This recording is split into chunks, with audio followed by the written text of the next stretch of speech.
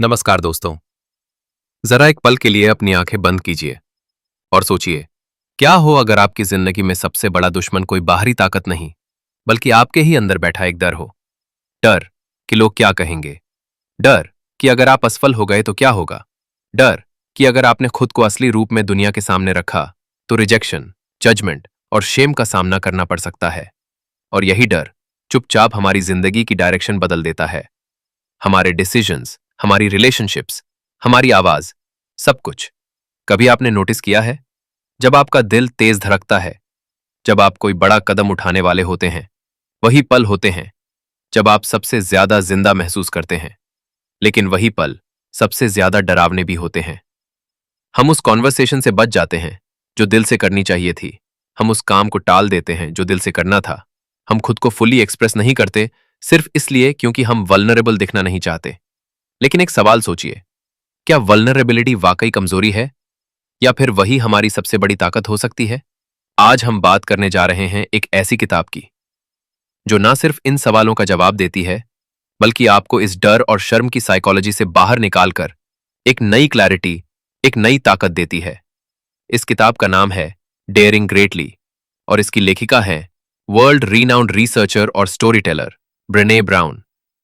यह किताब आपको सिखाती है कि करेज का असली मतलब सिर्फ बहादुरी नहीं, बल्कि उस रॉ और रियल सेल्फ को दुनिया के सामने लाने की हिम्मत रखना है, भले ही उसमें दर्द हो, असफलता हो या जजमेंट का खतरा क्यों ना हो। डेयरिंग ग्रेटली आपको एक ऐसी यात्रा पर ले जाती है जहां आप वल्नरेबिलिटी को वीकनेस नहीं, बल्कि ट्रांसफॉर्मेटिव पावर की तरह देखना सीखते हैं। तो तैयार हो जाइए, क्योंकि आज की यह कहानी आपको खुद से एक नया रिश्ता बनाने पर मजबूर कर देगी। ब्रेने ब्राउन एक रिसर्चर हैं जिन्होंने कई सालों तक शेम, वल्नरेबिलिटी, एम्पैथी और करेज जैसे इमोशंस पर साइंटिफिक स्टडीज की हैं।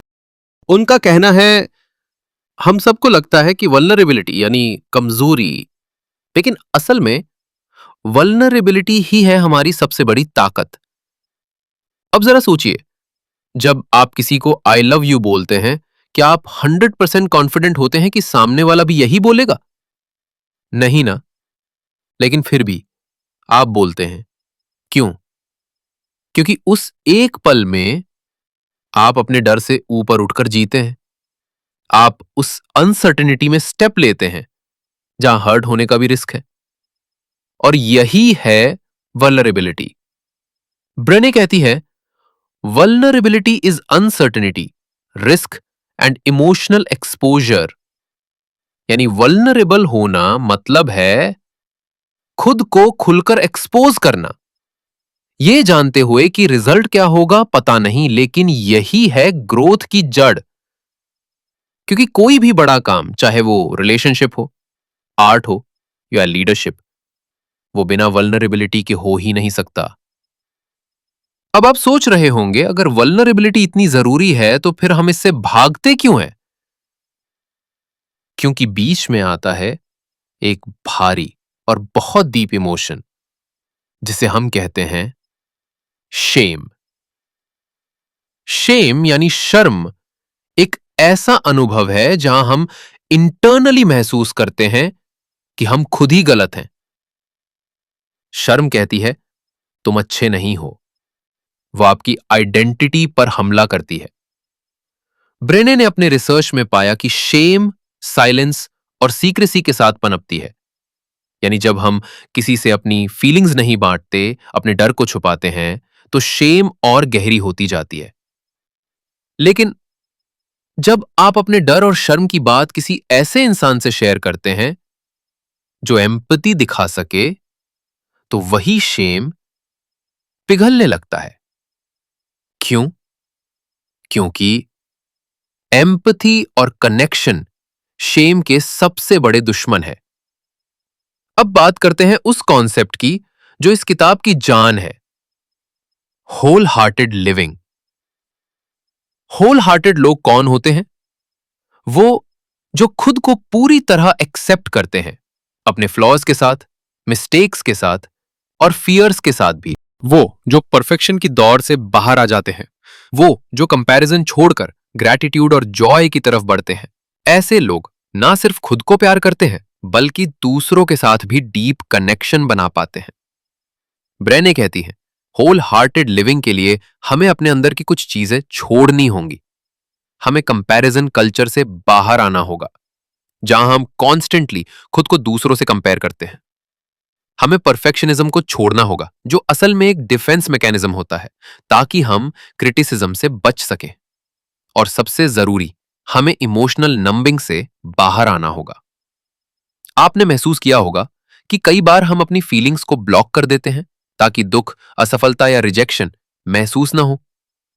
हम टीवी बिंज करते हैं, सोशल मीडिया स्क्रॉल करते हैं, एक्स्ट्रा बिजी रहते हैं ताकि उन अनकंफर्टेबल फीलिंग्स से बच सके। लेकिन ब्रेने कहती है you can not selectively numb emotions. यानी अगर आप दुख को नंब करते हैं तो आप खुशी को भी फील नहीं कर पाएंगे। आप कनेक्शन, इंस्पिरेशन, बिलोंगिंग सब कुछ खो बैठेंगे।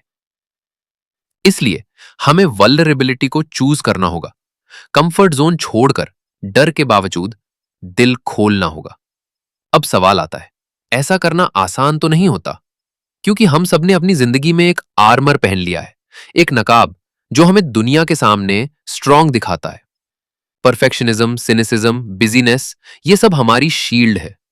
लेकिन जब हम ये नकाब पहनते हैं, तब हम सिर्फ खुद को दुनिया से नहीं छुपाते, हम खुद से भी डिस्कनेक्ट हो जाते हैं। इस डिस्कनेक्ट को खत्म करने का रास्ता है वल्नरेबिलिटी, और वो शुरू होती है सेल्फ अवेयरनेस से। अब आइए बात करते हैं एक बेहद प्रैक्टिकल और इमोशनल हिस्से की, पेरेंटिंग और लीडरशिप। ब्रेने का कहना है अगर आप चाहते हैं कि आपके बच्चे करेजियस हो, इमोशनली एक्सप्रेसिव हो, तो आपको खुद वो बनना होगा। पेरेंटिंग में सबसे बड़ा गिफ्ट है अपने बच्चे को यह मैसेज देना कि you are worthy of love and belonging exactly as you are. उसी तरह एक अच्छा लीडर वो नहीं होता जो हर जवाब जानता हो, बल्कि वो होता है जो एडमिट कर सके मुझे नहीं पता, जो अपनी टीम को ऐसा सेफ स्पेस दे सके जहां वो फेल भी कर सके और फिर भी ग्रो करे। वल्नरेबिलिटी क्रिएट्स ट्रस्ट, और trust is the foundation of all relationships. अब बात करते हैं एक ऐसे पावरफुल कोट की जो इस किताब के टाइटल को डिफाइन करता है, डेयरिंग ग्रेटली। ये कॉन्सेप्ट लिया गया है थियोडर रोजवेल्ट के एक मशहूर भाषण से, जिसमें वो कहते हैं it is not the critic who counts, not the man who points out how the strong man stumbles. The credit belongs to the man who is actually in the arena, who strives valiantly, who errs, who comes short again and again, but who does actually strive to do the deeds. यानी असली इज्जत उस इंसान की है जो जिंदगी के अखाड़े में उतरा है, ना कि उस क्रिटिक की जो बस बाहर बैठकर दूसरों को जज करता है। ब्रेने कहती है अगर आप डेयरिंग ग्रेटली करना चाहते हैं तो आपको क्रिटिसिज्म के लिए तैयार रहना होगा, फेलियर के लिए भी। लेकिन याद रखिए, जो खुद अखाड़े में नहीं उतरे उनके जजमेंट की कोई कीमत नहीं है। अब सवाल आता है, हम शेम के अगेंस्ट खुद को कैसे प्रिपेयर करें। ब्रेने ने इस पर एक पावरफुल फ्रेमवर्क बनाया है जिसे कहते हैं शेम रेजिलियंस। इसमें 4 मेन स्टेप्स है। पहला, शेम को पहचानना। जब आपको ऐसा लगे कि मैं अच्छा नहीं हूं तो उसे नोट कीजिए। दूसरा, रियलिटी चेक। क्या यह सच है या बस एक इंटरनल फियर है। तीसरा, रीच आउट। किसी ऐसे इंसान से बात कीजिए जो आपको समझ सके। चौथा, शेम को नाम दीजिए। कहिए आई एम फीलिंग अशेम्ड। उसे अंदर मत दबाइए, क्योंकि जब आप शेम को उजागर करते हैं वो कमजोर पड़ जाता है, और जब आप उसे शेयर करते हैं तब वो डिसॉल्व हो जाता है। इस पूरी किताब का एक ही गहरा संदेश है, डेयरिंग ग्रेटली मीन्स खुद को पूरी तरह से प्रेजेंट करना, तब भी जब आउटकम आपके कंट्रोल में ना हो। ये जीतने या हारने की बात नहीं है, ये उस करेज की बात है जो आपको आगे बढ़ने पर मजबूर करता है जब आप अंदर से स्कैर्ड फील कर रहे होते हैं। तो सोचिए, क्या आप तैयार हैं अखाड़े में उतरने के लिए?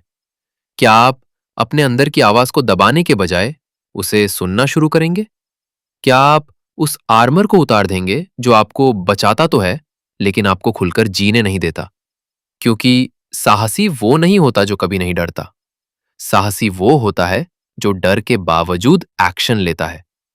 तो आज से dare greatly, live whole heartedly.